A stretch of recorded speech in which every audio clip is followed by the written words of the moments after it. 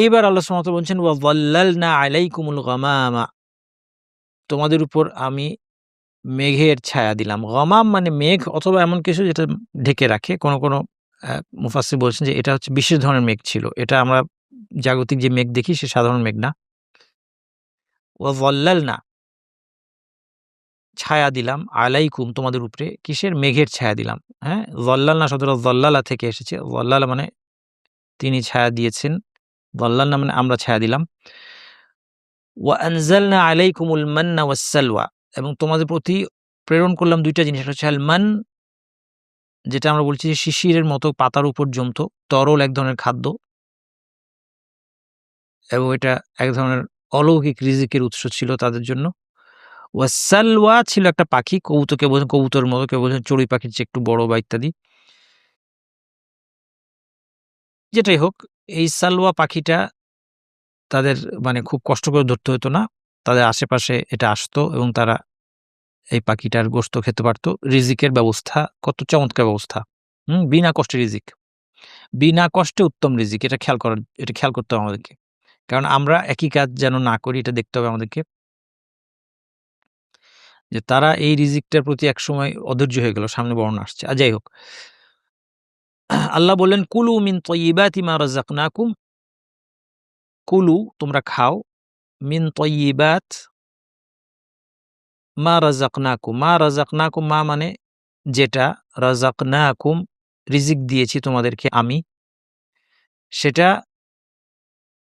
সেই রিজিকটা কি ধরনের? কোনটা খাবে? মিন তয়্যিবাত, যেটা তয়্যিবাত ক্যাটাগরির। এখানে মিনটা ক্যাটাগরি বোঝাচ্ছে। মিন দিয়ে এখানে থেকে না, মিন দিয়ে এখানে ক্যাটাগরি বোঝাচ্ছে। যে এই রিজিকটা তয়্যিবাত অর্থাৎ উত্তম পবিত্র ক্যাটাগরির। সেই রিজিকগুলো তোমরা খাও। ওয়ামা যালামুনা, আল্লাহ বলছেন যে তারা আমার প্রতি কোনো জুলুম করে নাই। মানে কি? মানে আমার কোনো ক্ষতি করে নাই। তারা আমাকে ক্ষতি করতে সক্ষম নয়। এমন না যে আমার অবাধ্যতা করার মাধ্যমে তারা কি আমার কোনো ক্ষতি করেছে? আমার কোনো ক্ষতি করে নাই। ওয়ামা যালামুনা, তারা আমার প্রতি কোনো জুলুম করে নাই, অর্থাৎ আমার কোনো ক্ষতি তারা করে নাই। ওয়ালাকিন কানু আনফুসাহুম ইয়াযলিমুন, ওয়ালাকিন কিন্তু কানু ইয়াযলিমুন, ইয়াযলিমুন মানে তারা জুলুম করে বা করবে। কানু ইয়াযলিমুন মানে হচ্ছে তারা জুলুম করত আনফুসাহুম নিজেদের উপর। তাদের নিজেদের উপরই তারা জুলুম করত, অর্থাৎ তারা নিজেদের ক্ষতি সাধনে লিপ্ত ছিল। তারা নিজের ক্ষতি করছে।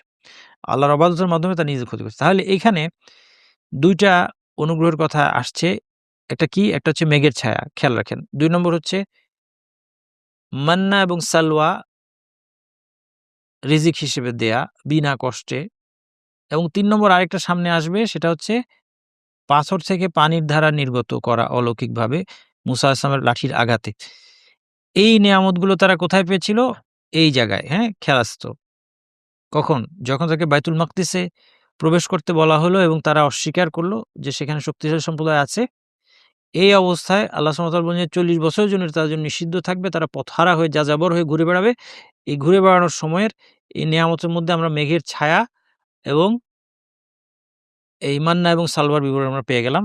এর আগের যে ঘটনাটা এটা এখানে আসে নাই। সূরা বাকারার মধ্যে এখানে আসে নাই, হ্যাঁ? সূরা মায়েদার মধ্যে এটার বিস্তারিত বিবরণ আছে। তাইলে আপনারা দেখতে পাচ্ছেন যে ইভেন্টের যদি সিকোয়েন্স এ আমরা যাই, তাহলে ফিরআউন থেকে কবল থেকে মুক্তি এটা আসছে। এর পরপর এই বাছুর পূজার কথা উল্লেখ আসছে। এরপর এই যে তারা আল্লাহকে প্রকাশ্যে দেখতে চাইল, এই ঘটনার প্রতি ইঙ্গিত আসছে।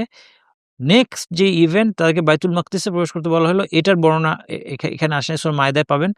আর এখন তারা যে পথহারা হয়ে ঘুরে বেড়াবে, যখন তারা অস্বীকার করল যে না বাইতুল মাকদিসে আমরা যাব না, সেখানে শক্তিশালী জাতি আছে, তুমি আর তোমার রব যেয়ে যুদ্ধ করো।